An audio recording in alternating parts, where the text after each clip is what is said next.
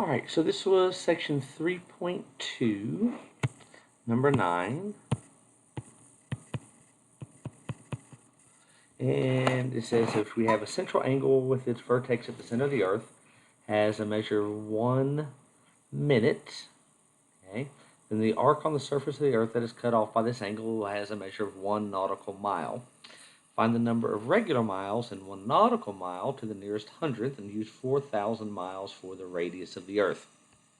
Okay, so all we need to do for this one is figure out how many miles, regular miles, this arc is.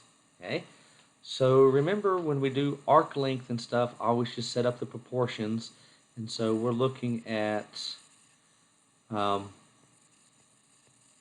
the degree over 360, okay, and then the circumference, we do the arc over the circumference, okay, so let's just call that theta, and then over the circumference. So we've got to know a couple things. We need to know the degree, okay. We could also just switch the 360 degrees to minutes if you find that any easier.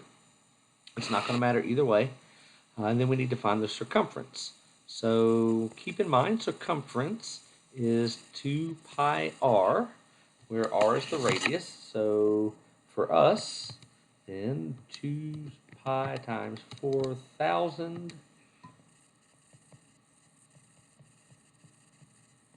is 25,132.74.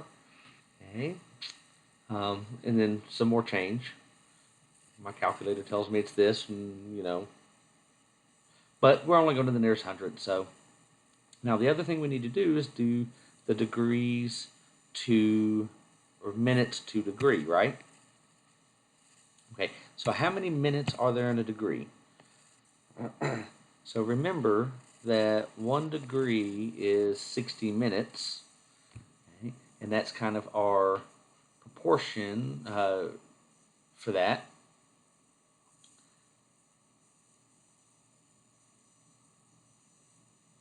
So if we do 1/60th of a degree is 1 minute, right?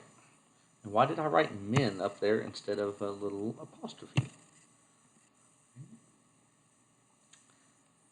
So we can set up our proportion now. So, okay, well, now we're ready to solve this thing. So we can do 1/60th over 360 equals whatever the arc length is, and I'm just going to call that A, over the circumference,